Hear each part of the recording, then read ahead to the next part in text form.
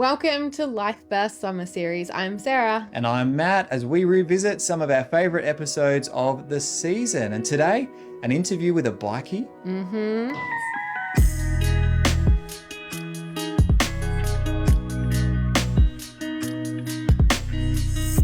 Today in the studio, we have the privilege of hearing from another guest. His name is Marty. Marty, welcome to Life Burst. Thanks, it's great to be here. Marty, tell us, where did life begin for you? Actually, in Sydney. I'm an import from the eastern states, but I came here when I was about 18. Did all my schooling, product of the state, etc., over in New South Wales or in Sydney, and came over here when I was about 18, and I've been here, well, almost ever since. I've done a few forays into different parts of Australia, but Adelaide's home. So tell us about growing up in Sydney.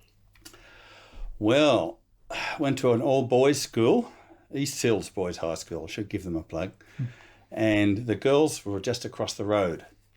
So it was the last 2 years that we were allowed to have our playground out the front so we could ogle at the girls over the road.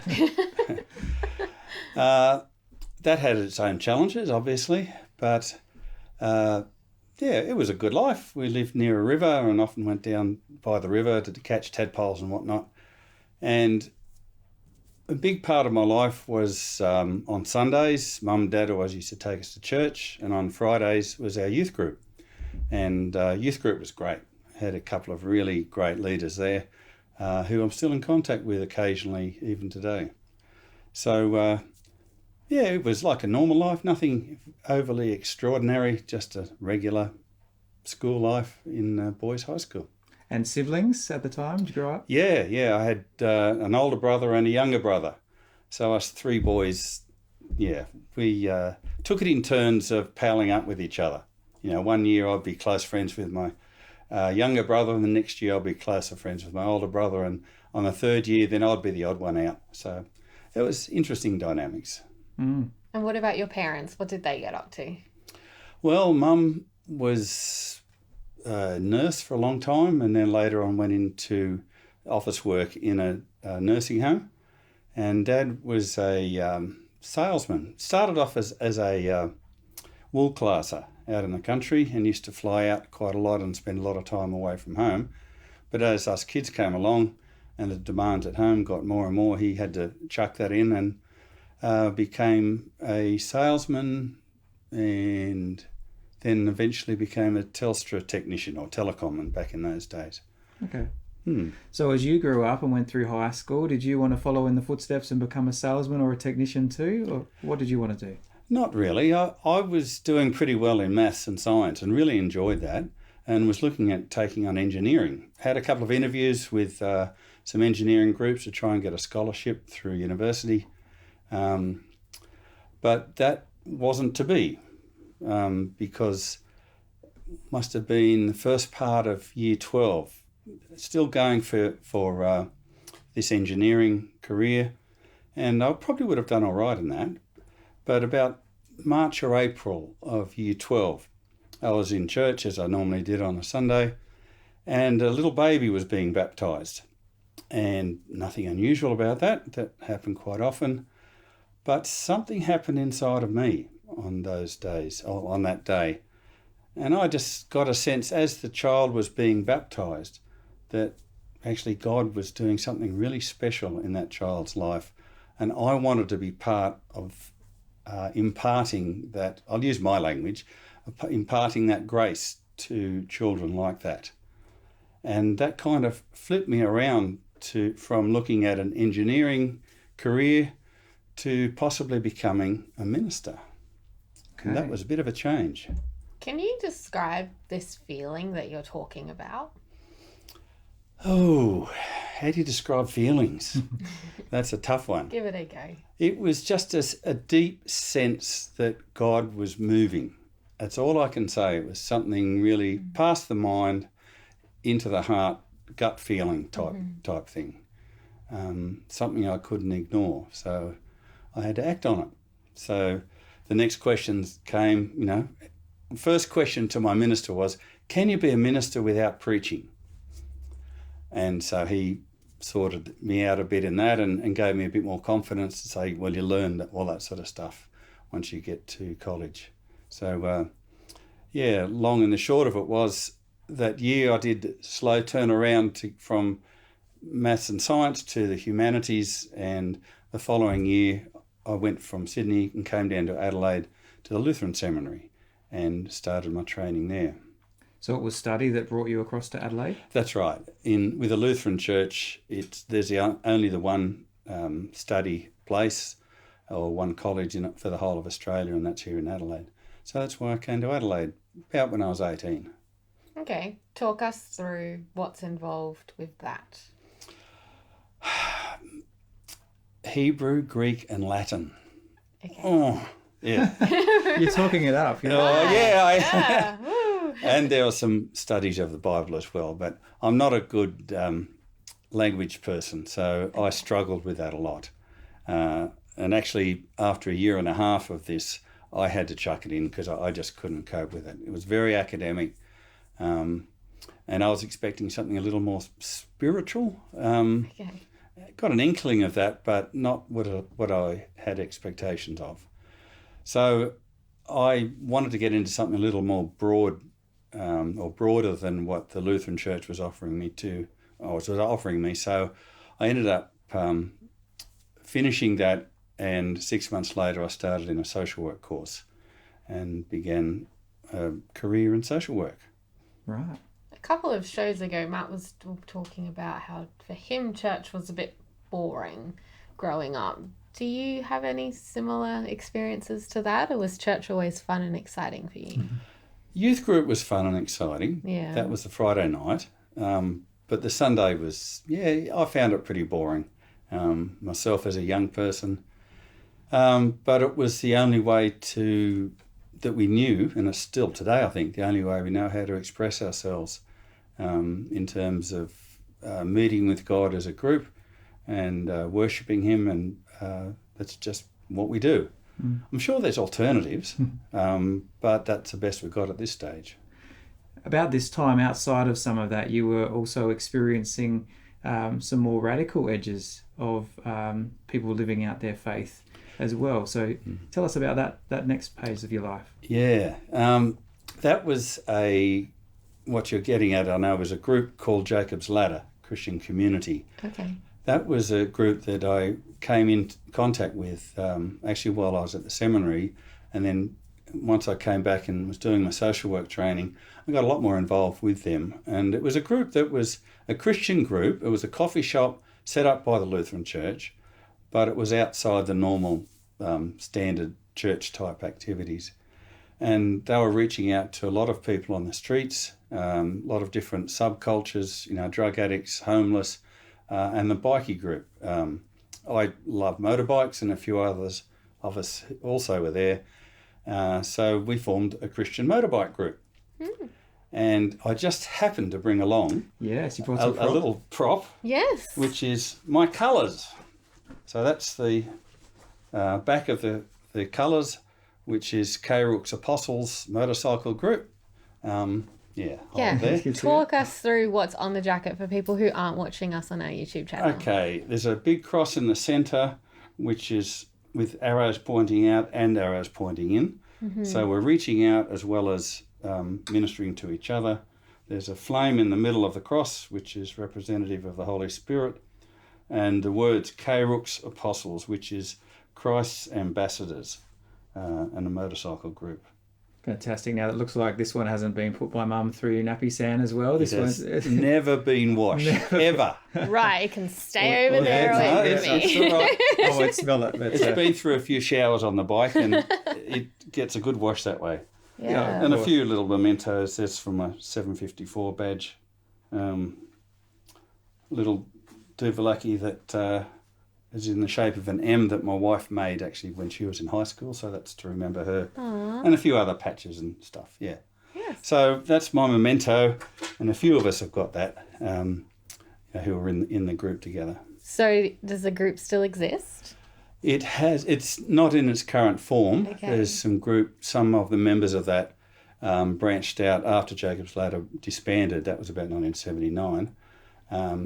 and they've formed another Christian group called the Long Riders. And it's not a direct takeover from this one, but it's some of the members actually set that group up. Nice. This is Life Verse with Sarah and Matt, and we are chatting with Marty. So are you still riding motorbikes today? I wish. I did actually have to sell the bike once the children came along. Almost got a sidecar, but common sense prevailed, and I did, and I sold the bike and got a car because we couldn't afford both in those days. But about 2 years ago, I got back into it, bought another one, and was enjoying a lot of riding through the hills because I live in the Adelaide Hills, and it is perfect for motorbikes up through there. But unfortunately, my body didn't like it, and I had to sell it, and actually I've only sold it a few months ago, and the body's starting to improve, let's just say that much. But I miss it, especially on a Sunday, you know, up in the hills, you see all the groups gathered in the different coffee shops. And I think, I wish I would be part of that, but I'm learning to accept it. Yeah, it's part of you. It just does become part of you. But unfortunately, it can't be a reality right now. Well, back to those younger years when the body ached a bit less, and you shared a bit about that time in Jacob's Ladder, and that it was an opportunity to meet different groups where they're at. What was some of the impact that you saw that had on people who were struggling in life as you experienced it? Well, one of the first lessons we learned was people would come to the coffee shop, we'd talk to them and help sort out a few of the things in their life, but then they'd go back into their old life and they'd sort of one step forward, you know, 3 steps back. And so what we ended up doing was actually opening our homes to take them in to live with us, so we could help to look after them, develop a bit of a culture that was not their old culture, and that seemed to work actually pretty well. And that included some bikies that came into one of our people's places. We had all sorts, you know. There were, like I said before, the drug addicts, some of the homeless, and there are all sorts of other issues that made it possible or made it difficult for them to live. And so they came and stayed with us, and that presented its own challenges because a lot of us were very middle-class type people, and a lot of them were not middle-class type people, and there was a clash of cultures there quite often. And one of my jobs, as I was employed as a social worker over the community homes, that's what we call them. I would go from house to house trying to put out fires and do all the troubleshooting, and there were an inevitable lot of fires to be put out. And usually it came down to this clash of cultures and expectations of keeping a clean house versus having never kept a clean house. Who's going to cook? Scratching up the Teflon-coated saucepans that were a wedding present for a couple. That was our particular issue. My wife didn't like that very much, but that's part of what we had to deal with at the time. Late nights, obviously, had to come back to some sense of normality, you know, rather than being up all night and sleeping all day, to try and get them to a lifestyle where they were in bed, you know, at a reasonable time so they could function the next day. It was a challenge. So there are lots of challenges, but there are lots of privileges too, watching some of these people come through their old lifestyle, leaving that behind and going on and starting again. So there are a lot of really good things that happen there too. Now, you mentioned your wife, so you better ask this question. This is your question. It is my question. How did you two meet each other? Well, I was on uni holidays up at the Riverland picking apricots. She had a girlfriend who was up there as well, and so we had a common friend, and she was cutting apricots, and my wife came up on 4 days off. She was a registered nurse, just finished night duty. She had a motorbike, and she had a Yamaha, and I had a Yamaha. And so it was love at first sight. And we met up there, and once we both came back to Adelaide to continue our studies and work, then I followed her up, and the rest is history. So it was love at first sight. Eventually, you got married. I do like to ask this question, but only on special occasions. How did you propose to her? Well, it was all very rushed. Not rushed. It was, put it this way, 5 weeks after I'd met her, Yeah. we were talking about getting married. Mm-hmm. So that was pretty quick. She was only 17 at the time. So we decided to get engaged on her 18th birthday, which was about 3 months after we met. And we ended up getting married that was in April, and we got married in the August. So we went for a nice romantic walk in the South Parklands, and I officially asked her then. So it was all very nice on a nice night out. So it was done properly, if that's what you want to know. On the one knee and everything. Oh, definitely. Okay, Oh, just yeah. to make sure. Had to do that, yes. Now you had your time in Jacob's Ladder and you trained in social work, but that couldn't continue. Where did you move on from there? Okay, Jacob's Ladder wound up in about 1979, and I was working actually for the Lutheran Church in a couple of their settings as a social worker and youth worker. In Elizabeth was one place. We actually moved to Elizabeth so we could be part of the community up there, and I worked in the Lutheran Church there as a youth worker with some of the youth of the area. That was a challenge.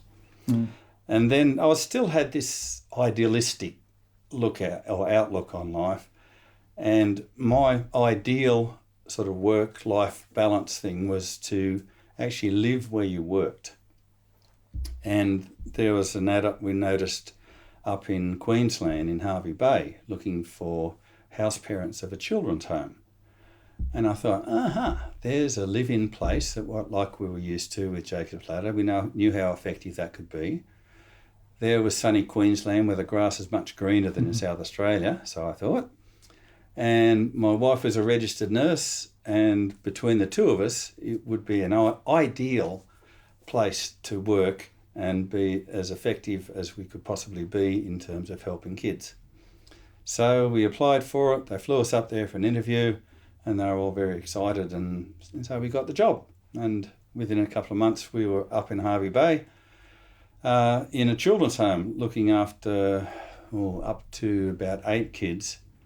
And we had 2 by that stage, and 4 and a 2-year-old we had, and that was interesting for them too. After a while, a new person would come along and they would show them around the house and introduce them to the new, to their room and to the new people, or to the people who were already there.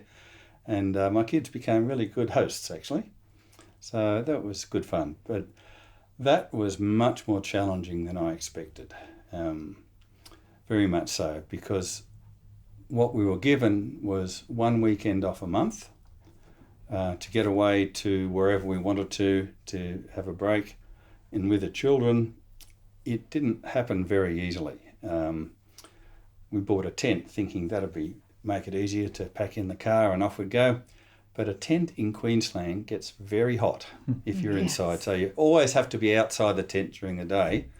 And it wasn't relaxing to get away. And basically, long story short, is they didn't know how to look after us. And we didn't know how to look after us in such a demanding situation. Because as you can imagine, in a children's home, it's very demanding with the kids from all sorts of backgrounds. Nearly all the girls were victims of incest, and the boys had a whole variety of issues that they were dealing with. And you put all them together with 6 or 8 kids all in the one house, and you're constantly on the go. Your head's in about 10 different directions all the time. But there were some good stories. Let me tell you one really good story. Yes, I was about to ask. Yeah. Good story. We had a pair of twins that came to us, and they were physically about 18 months old. But mentally and emotionally, developmentally, they would have probably been about 8 or 9 months, because they were fed in a cot with a bottle propped up on a pillow. Not much physical contact with the parents, and they came in to us with a minimum of clothes, which was pretty normal. A plane would fly overhead, they'd scream because they weren't used to these unusual experiences. The dog would bark and they'd, jump at you and hang onto your legs in fear. So within about 6 months they were with us. By the end of that 6 months, they were riding on the back of the dog's back, pointing up to the sky saying, "Plane, plane." And they had grown emotionally and physically and in their well-being so much in that short period of time. It was just great to see. I don't know much about children's homes. What happens when it's time for them to leave?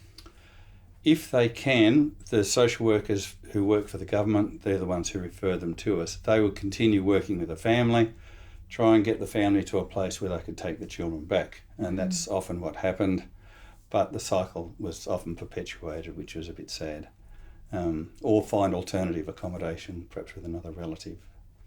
This is Life Verse with Matt and Sarah, and we're talking to Marty. Now, Marty, you shared a good story of your time in the children's home, but it was a difficult time. How did that time end for you? Unfortunately, for us, because of the pressure on us, because of us not really knowing how to look after ourselves, and nobody else on the committee that was overseeing it knew how to look after us either, especially me, experienced burnout like I've never experienced before or since, actually. And I'll explain a little bit more about how I discovered that with the next stage of my life. Right. Okay. Where did you move on from there? Okay, so from there, I actually joined the Federal Police, Australian Federal Police. I'd never heard of this group before. I'd had jobs which were dependent on government grants, and up till then, and I was about 30 years old and 2 children, and I thought, well, I really need to look for something a bit more stable, something with a career that you can build on, something still working with people. So I thought about the police, and actually it was my accountant who was helping me with my tax, who said, I saw an ad in the paper, they're looking for recruits for the Australian Federal Police. And I thought, who? And looked it up and took it to the next step and applied. And lo and behold, a few months later, I was in Canberra starting my training with the Federal Police. Can you share very much with us about what that training's like? Well, it's only 6 months in duration, just the recruit training. Seeing Police Academy, I think we know. Yes, that's right. Funny. Nothing like Police Academy. Right. Well done. Although there's a few similarities. I won't go there. But it's in Canberra because that's a central place for the whole of Australia with policing. Mm-hmm. And from there you get shipped out to the different states. You do have a choice. And I decided to stay in Canberra for that time. And my first placement was actually in an office, which I was a bit disappointed about. But it was I can't say too much. But that was the first time I'd ever actually laid a finger on a computer. Oh, okay. Tell us about that. 1984. Okay. Most apt year for computers. Talk us through what a computer was back then. For someone who wasn't around in the 80s like myself. Okay. It was very similar to today. All the big stuff was done in a room miles away because they had state-of-the-art stuff, which was still the old screens. But I had to transfer information from one computer to another computer because they were 2 separate systems. One was for customs, one was federal police. And there was not much talking to each other. I mean, they're all interconnected these days.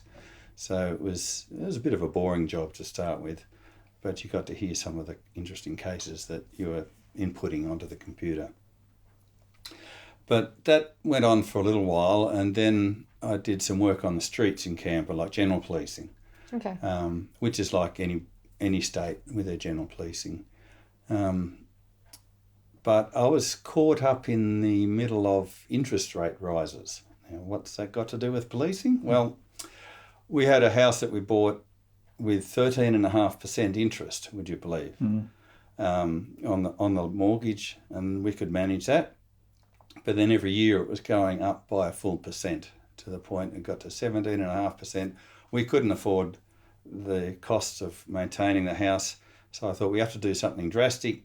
If I just sell and stay in Canberra, we'll have to foot the bill for all the selling costs, and if we ever buy again, the buying costs. So, but if we moved into state, where there are other positions available, then the job would pay for the selling of the house and buying of a new one. Ah. So that gave us an idea of going to Hobart. I applied actually for Adelaide first, Yeah. then Perth, then Hobart and Launceston. I had 4 choices in that order. Because I wanted to get back to Adelaide. That was always the goal. Yeah. But I got Hobart instead. And so we spent the next 4 years down in Hobart. And that was great because we did everything. Because it was a small community of police, nobody specialised in anything. So we did drugs and fraud and surveillance and just everything, and the intelligence work, and put all our cases together ourselves. And like I said, and it'll become a bit clearer when I explain what happened when I moved to Adelaide. But 4 really good years. Hobart was a fabulous spot to be. But then a sergeant's position came up in Adelaide, so I thought, I've got to apply for that. Had a few years under my belt, did my detective training while I was down there, and had an hour and 20-minute interview on the phone, which was, I remember that very well. But anyway, that's another story. Was it good? Was it a good interview? Is that why you remember it? It was a good interview, but it was very stressful. Okay. Because you're always on tenterhooks. It was hands-free, but it was just difficult. I used one of the interview rooms where we interview some of the crooks, so nobody else would disturb me. Yeah, that's a so good you can idea. imagine, 4 blank walls around the place. Anyway, I didn't get the job, but I was invited to come to Adelaide at rank. So I must have done fairly well in the interview, but not quite good enough to get a sergeant's role. So we jumped on the plane and, no, we didn't. We drove back to Adelaide. And again, the job moved us, and that was fine. And spent the next 10 years in Adelaide, where I started to experience a bit of specialisation. So you'd work in either fraud or in drugs or in intelligence or in surveillance or whatever. So people would do any of those jobs full time, whereas in Hobart, we did all of those things all the time, all by ourselves. So it was a whole different way of policing, and it was good. Mm-hmm. So do you have any particular highlights or challenges from those federal police years? Yes. Stories that you're allowed to tell. Yeah. Hard to share with us. One of the probably jumping ahead too far, but one of the issues that often happens in policing, and I saw it on a movie just the other day, same problem. Up to the role of senior constable, up to that rank, it's just a matter of the number of years you've done and maybe a few exams that you've passed, and you can get to that role quite easily. But to get a sergeant's position, you need to have a vacancy somewhere that you can fill. So there is always a huge backlog of senior constables around who are not going anywhere because there's such a glut of them that it's really difficult to get a sergeant's position. So there's a lot of cynicism, disillusionment from the senior constable level. And they really haven't cracked how to sort that out yet. A lot of experience there. So when you see somebody with 2 stripes, don't take them for granted because they've often got a lot of experience under the belt. They're frontline people who have been dealing with the public for a long time, and but they can't quite get or jag that sergeant's position. And I saw a lot of very cynical senior constables, and the first thing I said to myself was, I am not going to become like that. Just won't. So that was in the back of my mind all the time. So anyway, I spent the next 10 years, the first placement I had was actually with the Australian Securities Commission. Now it's ASIC, but in those days it was just Australian ASC, and worked in white collar crime. And they were big multi-million-dollar jobs, which I can't tell you who it was. But there was a lot of corporate fraud that was happening in the 80s, and then we caught up with it in the 90s, which is the era I'm talking about. So you can probably work it out for yourself.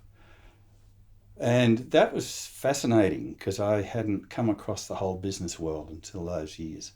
And suddenly just being on a salary for these guys just wasn't part of their lifestyle. and they were making, mega bucks, and they could spend a lot on lawyers too. But yeah, it got actually quite boring in a lot of ways too, because you'd be dealing with rooms full of documents, probably 10 metres of 4 rows of 4-drawer filing cabinets full of documents being seized from 4 different states, from Perth to Sydney, Melbourne and Adelaide, and you had to document where they'd come from, and there was a lot of paperwork, let's put it that way. A lot of work in front of a computer, and I got a bit sick of that. So finally, once I got out of that, I asked if I could go into drugs, and so I did drugs for the next couple of years. I mean, investigated drugs. I was about to say. Yeah, thanks for clarifying. Yeah, I thought I'd better clarify. Yes, you better clarify that. This is Life Bursts with Matt and Sarah, and we are talking to Marty, who is not doing drugs. Right. So, Marty, was it interesting investigating drug scandals and drug selling and buying and whatever that's involved? I'm not a police officer, so I don't know, but Yeah, working in drugs is much more fluid and dynamic than working in fraud. Fraud has happened, you've just got to prove it. Mm-hmm. So you can take your time. But drugs are happening at the present time. You're working with other agencies, you're doing up warrants, and you're getting listening devices and telephone taps and other people to help you, and it's all happening at the time, and you've got to catch them at the time with the drugs to prove that they've actually possessing it. So yeah, working in drugs was much more exciting, and it extended me a lot actually. I'm probably more suited to the fraud type work, but I'm in who I am, but the drug work was much more exciting, I have to say. And I have to say too that one of the busts that I was part of, it's not just my bust, but that I was, because there's a whole team involved. Yeah. We kept the record for the largest amount of heroin seized in the state, and that record kept for about 10 years. It was about 13 or 14 kilos of pure heroin straight out of China. Wow. Yeah. Well done. So that was my claim to fame. Okay. Well done to you and your team. Yeah, so you received that accolade? You just do your job. You don't get any accolades. Just doing your job, Yeah. but you Safety didn't lives. stay in the federal police in the longer term. What caused the change? As I said before, you can get very bored with some of the fraud work, and I was recycled back into the fraud jobs. And my last job was a multi-million-dollar fraud emanating from the Riverland, and we took a whole team up there to execute warrants and interview people, all the stuff you see on TV. That took about 2 days, and then after that, all the documents we'd seized we brought back, and we started the same process again, sitting in front of the computer, recording them, for weeks and months. And it was going to take probably another 2 years to process all of that before I got to court. And in the middle of that, I was starting to see myself become one of those cynical senior constables. And I wasn't liking who I was. So I thought, I've got to do something about this. I need a change. And at the same time, my wife was doing pretty well in her nursing, and she'd specialised in asthma and had done some postgraduate stuff. And there was a conference up in Darwin that she went to, and to speak at this conference.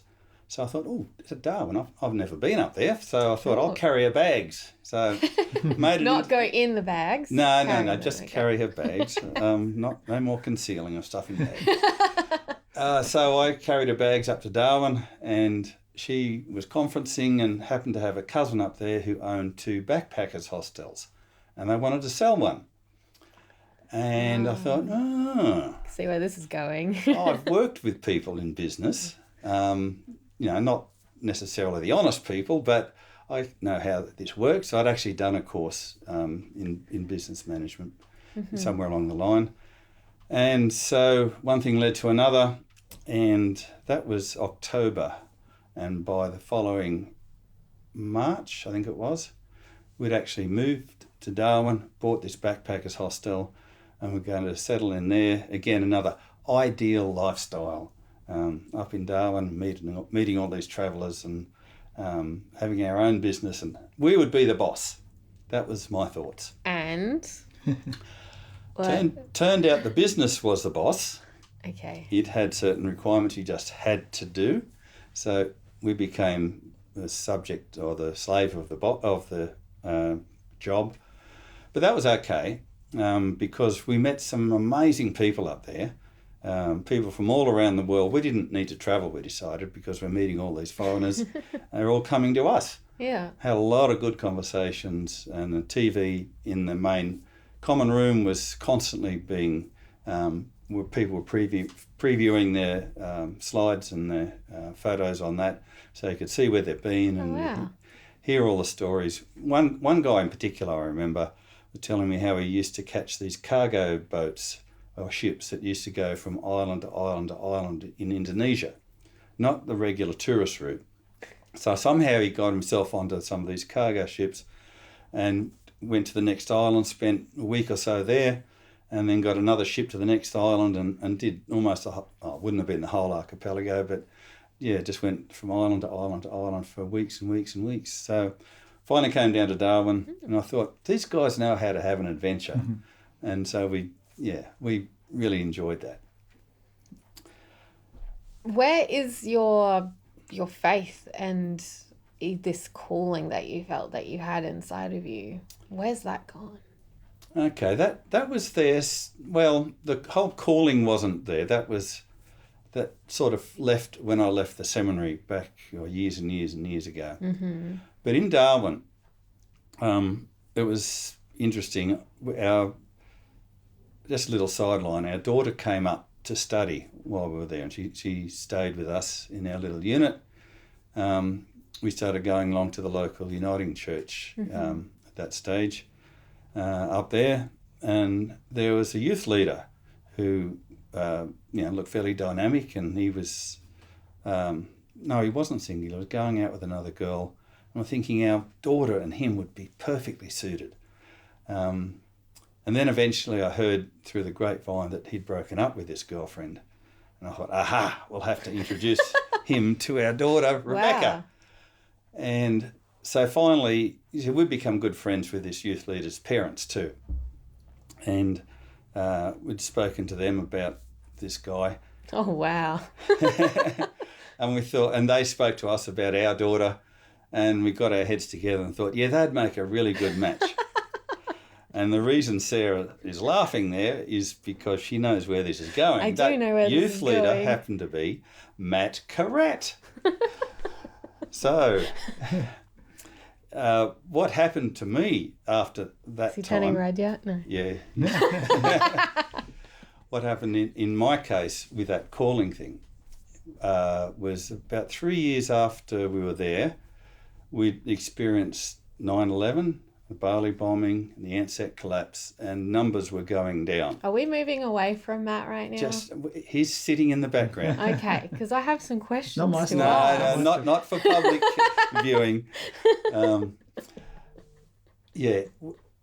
Where was I? Taking you off track. I'm sorry. 9/11 had happened. That's right, yes. Numbers were going down, and we had to decide, are we going to sell up or are we going to extend our overdraft and continue on with this? In the middle of all of that, a friend of ours came up from Adelaide just to visit and stayed with us for a while. We told him the situation, and he said, well, have you ever thought of actually going back to the ministry? And I thought, no. Tried to put it out of my mind. I thought, no, I'll look at going to customs or somewhere like that I know what they do and be much more interesting than going to the ministry. Anyway, long story short, I went on an Emmaus walk, which is like a retreat over about 3 days. I've done an Emmaus walk. Yeah. Yeah. And you don't know what's coming up next. No, you with don't. Those things. So, you know nothing. Yeah. So I knew it was the last day, and it was getting towards the end of the afternoon. And I remember, before I started, I said to God, hey, listen, I need to know about this possibility of going into ministry. And I'm having an Emmaus walk.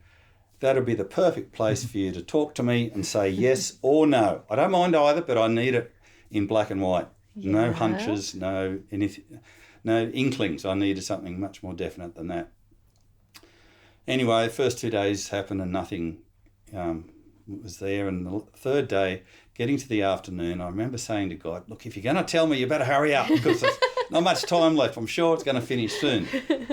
And about a minute or two after that, one of my group leaders walked up to me and said, Marty, you ever thought about becoming a minister? Boom. My knees went weak. I went weak at the knees. I swore at God. I said, no, I can't say that. And I had nowhere to go. I thought, okay, that's what I've got to do. That's what I've got to do. It's what you asked him for. I did. He gave you what you asked for. Exactly. So we ended up selling up and moving back to Adelaide to do some training to become a minister. Meanwhile, Matt had a bit of an inkling that he was thinking about something along the same lines, and he can tell you his own story. But he ended up moving down about the same time. It wasn't a year later. The same time. Down to Adelaide, and we started at college together, and yeah, the rest is history. Aw, that's so cute. Yeah. This is a great place. We'll have a break. This is Life Bursts with Sarah and Matt. So, Marty, what was it like studying with Matt? Well, we had one particular class where my wife actually joined us with studying. Oh, so she has actually become a minister too. Family affair. How cute. And Nice. Matt got married to my daughter. Must have been, 9 months or something? 10 months after we got back to Adelaide, I forget now. Anyway, she had some loose subjects to do, and so she joined us at college. And one of the history classes we had, there were 4 of us from the same family in this history class. Poor lecturer didn't know what to do. But yeah, it was good fun, and we've gotten on really well. I don't think there's too much animosity, is it? Yeah, look, we can talk about that after. Yeah, okay. No, it's good. So the study happened, we got through that, and our first placement, Naomi and I were placed at Southern York Peninsula with 10 churches between the two of us. She was employed part-time and I was full-time. And we preached around the countryside and did all the things that ministers do. Did that for about 4 years, and then we moved up to Stirling, a place called Sunset Rock, Uniting Church. And that was great. I actually played tennis with a whole bunch from Sunset Rock this morning. So we've stayed good friends, actually, all the way through. And that was, what did we do that for? About 6 years, and then, 10? Yeah, and then last couple of years I was down at Strathalbyn and a few of the smaller churches around there. What type of challenges come along with having 10 churches between 2 people that are married to each other? Well, we learned to deal with it. We also learnt that we're different from each other and we operate differently. And it took a while to catch on to this, but we did finally. And Naomi's much better at pastoral care than I am, but she keeps saying that I'm a better preacher than her. So we learnt to major on our majors more so than more in the later years than we did in the early years until we sorted this out. And I was starting to get jealous of people wanting to talk with Naomi. I was thinking, hey, I'm a minister too. But she's much more empathetic and pastoral than I am. But I think I can preach a good sermon, so I'll make up for it there. Being a minister and having lots of people to look after, you're a shepherd looking after a flock, and you're both doing that. How did you find time outside of that to do other things? And what were those things? In the first placement, we didn't do a lot of extras. Okay. We shut ourselves away inside the house and hid from the world. No, it wasn't quite that bad. It was pretty much 24/7. We weren't harassed a lot in the manse we lived in. In later years, when I came to Stirling, we bought a caravan. We've always been into caravanning, so getting away from the place physically became important, and they were always good holidays to get away. Again, we're together, but we enjoy each other's company. We do things very differently.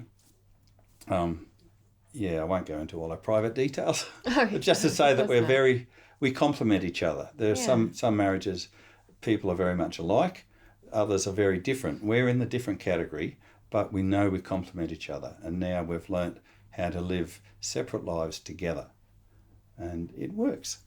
I can see that you really love your wife. And how long have you been married for? Coming up to 46 years. There we go. Yeah, you can see that. That's the right answer. You had a figure? Yeah, I thought about it before. You didn't have to think about it. Yeah.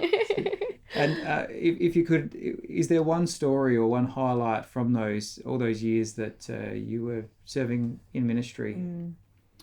Not so much one highlight, but a particular type of ministry that happens is when you're invited into a family's most intimate times, when a loved one is dying or when they're preparing to get married.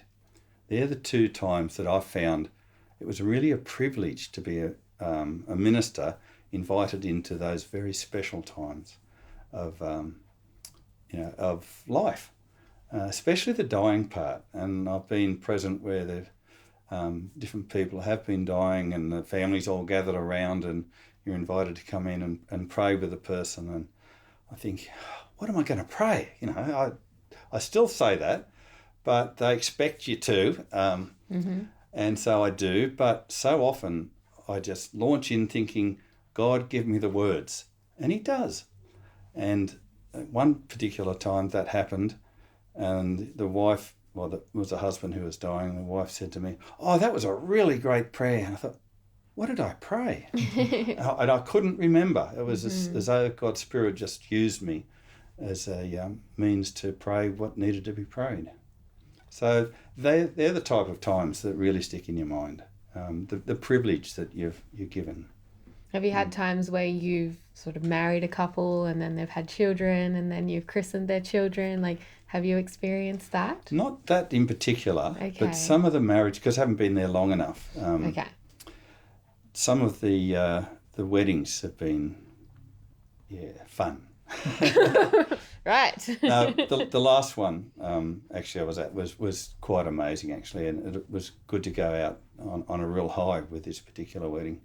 But I've been invited back to one of the smaller churches I was part of to take another wedding in about 3 weeks' time. We signed the documentation a month and 2 days before the wedding's due, so they just got in time, and because you have to give them a month's notice legally, and that'll be good fun. They're my age actually, so it'll be. I've had a couple of marriages of older people, some inside the manse, inside our home. Others, big church affair. It's all sorts of different weddings that we've taken, and they've been really good times. And often with young people, when they come to you, they're all in love and smoochy and giggly and carry on, and it's great fun. And it's really good fun to be part of that whole dynamic. Oh, that's lovely. Well, thank you. We're coming to the end of our time with you today. Matt will ask you the last question. Yeah, well, look, you've now retired, and that's a whole new chapter of life. But looking back at the life that you've experienced so far, it's not over yet. If you had one piece of advice that you could give to whoever's listening or watching today, what would that advice be? As a minister, and often as you get older, people look to you for words of wisdom. And that's fair enough, especially as a minister, that we're supposed to sprout forth wise things all the time. But I've discovered that wisdom is often in the words that you don't say, more than the words that you do say. Often I'd like to say a lot of things, but I know I can't. And I think it's only wisdom that develops over the years that stops you from saying what you shouldn't say. And there's wisdom. Nobody will know what you haven't said. So it's only between you and God that you understand that's where the true wisdom comes from. Thank you. Wise words. Well, No, you go. So yeah, well, thank you, Marty, for coming in today and for sharing a little of your life. There's plenty you've packed in there, but really appreciate you coming in and for the wisdom you shared. And I'm sure that was encouraging to our listeners, those of us joining us today. Yeah, well, it's been my privilege. Thank you for having me on here. And you can catch up with all things Life Bursts either by our YouTube podcast channel, so you can hit subscribe, or you can listen to us wherever you get your podcasts from. This has been Life Bursts. I'm Sarah. And I'm Matt. Thanks for joining us. Life Bursts is hosted by Matthew Karat and Sarah Freeman, with production by Reese Jarrett and Kay Hoshraw Ozadigan, with additional assistance by Brett Freeman. For more episodes of Life Bursts, go to rawcut.com.au. This is a RawCut production.